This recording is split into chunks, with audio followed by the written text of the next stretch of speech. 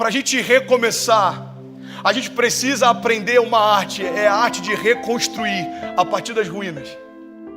Sabe, tem uma passagem que me chama a atenção, está lá em Esdras 3, a Bíblia diz que o povo, ele volta do cativeiro, mas quando ele chega na cidade, estava tudo destruído, irmão. E eu preciso advertir você em relação a isso. O fato de Deus nos dar uma nova chance não significa que vai estar tudo pronto. Você está pronto, mas talvez algumas coisas ao teu redor estejam completamente destruídas. Talvez você está aqui e a tua esposa não veio. Talvez você está aqui e o seu esposo não veio. Talvez você está aqui, mas a tua empresa está lá no meio de uma crise absurda. E você precisa entender isso. Quando você retorna para as ruínas, a questão não é a condição em que elas estão. A questão é o quão cheio de Deus você está. Porque quando você chegar lá, tudo ao teu redor pode parecer destruído, mas você vai reconstruir a partir das ruínas. Esdras 3 diz que os sacerdotes chegaram lá e o templo estava destruído. Eles começaram a se juntar para estabelecer novamente os pilares de reconstrução do templo. Mas o que Esdras 3 diz é que antes que o templo fosse reconstruído, os sacerdotes reconstruíram o altar. Eles começaram a juntar pedras. E a despeito de como estava o templo ao seu redor, eles começaram a louvar e a agradecer a Deus por tudo aquilo que ele já estava fazendo. A Bíblia diz que os sacerdotes então começaram a restaurar o altar, e depois que o altar estava pronto, eles começaram a oferecer louvor e sacrifício em gratidão a Deus. Entenda isso em nome de Jesus, irmão. Tem áreas da nossa vida que a gente ainda não conseguiu reconstruir, porque antes da gente reconstruir as paredes ao nosso redor, a gente precisa reconstruir o altar dentro de nós. A gente está assim: Deus, muda a minha empresa, muda o meu casamento. E Deus está falando: ei, deixa primeiro mudar você.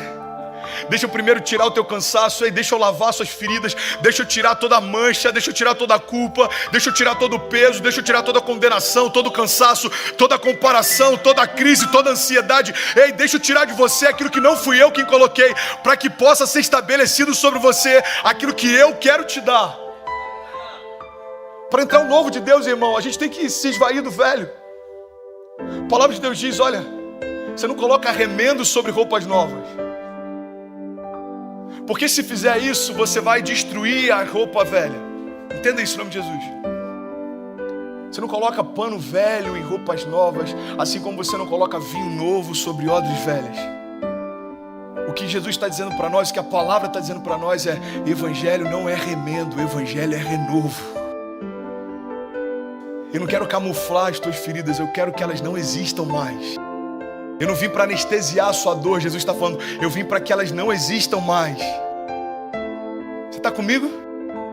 E aí Esdras 3 diz que eles retornam do exílio, tudo destruído, mas eles estavam lá adorando.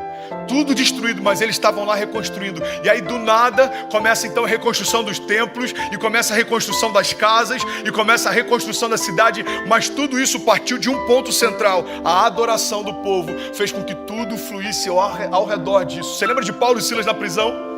Eles estão presos em cadeias, mas estão adorando. Irmão, eu não sei se você já parou para pensar nisso, para perceber esse detalhe, mas a adoração é a expressão de liberdade e gratidão. Quando eles estão expressando a gratidão dele, a liberdade, eles estão dizendo: fisicamente estamos em cadeias, mas interiormente continuamos livres para sempre. Porque se o Filho de Deus nos libertou, verdadeiramente nós somos livres. Presos em cadeias, livres dentro de si. Eu não consigo ter fé. Sabe, quando você ouve as histórias, quando você vê os milagres, mas parece que com você não é possível. Essa mensagem é uma palavra de Deus para o seu coração. Jó, capítulo de número 3, versículo de número 11. Porque eu não morri desde o ventre da minha mãe, e saindo do ventre da mãe, porque eu não parei de respirar. Sabe, você só compreende a profundidade do desabafo de Jó quando você lê a história de Jó. Sabe, a ponto de dizer: olha, eu preferia ter morrido antes de nascer, eu não queria ter vivido absolutamente nada dessa vida absurda que eu estou vivendo agora. Sabe, é uma sensação de apanhei tanto que eu não gostaria nem de ter vivido. Sabe, há uma hora onde as pessoas desistem, né? Tem gente que diz, eu já chorei tanto que o pote de lágrimas secou. Você já viu isso? E é onde a gente ouve a seguinte frase: eu não consigo mais acreditar em nada. Eu não consigo mais acreditar que existe um Deus no céu que se importa. Eu não consigo acreditar que Jesus realmente existiu. Sabe, eu não consigo acreditar nesses milagres, nessas histórias. Eu não consigo mais acreditar. É quando a gente perde a fé. E é possível a gente perder a fé em tudo. A gente pode perder a fé no ser humano. A gente pode perder a fé em nós. Mas a pior coisa do ser humano é quando ele perde a fé em Deus. Porque Deus sempre vai ser a primeira, mas também a última instância. Sabe, quando você não tem mais a última instância e você perdeu nas primeiras, ali parece que, sabe, acabou. Eu acho interessante quando um ateu explica a fé do cristão.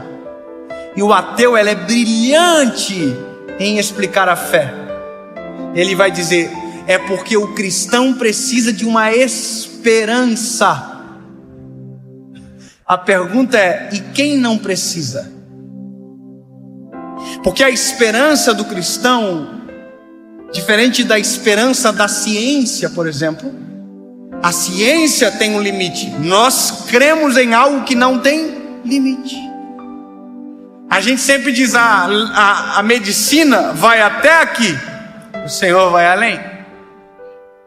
A morte paralisa, o Deus dá a vida. Sabe, aonde não existe uma saída, nós que cremos em Jesus, acreditamos em um novo ciclo. Nós acreditamos num milagre. E até quem não acredita, quando chega na última instância, faz um esforço para acreditar. Quantas vezes eu já fui visitar pessoas que estavam morrendo de alguma doença terminal e que nunca creram em Jesus, mas chegaram na última instância, a última coisa que restou foi crer. Só que veja, o mesmo motivo que faz alguém crer também pode fazer o outro deixar de acreditar. Quando você olha para a história de Jó, o mesmo motivo que poderia fazer alguém crer, naquele momento talvez quis fazer ele deixar de acreditar. E quando a gente olha para a nossa geração, e eu digo para a minha geração, eu encontro uma dificuldade de crer muito maior.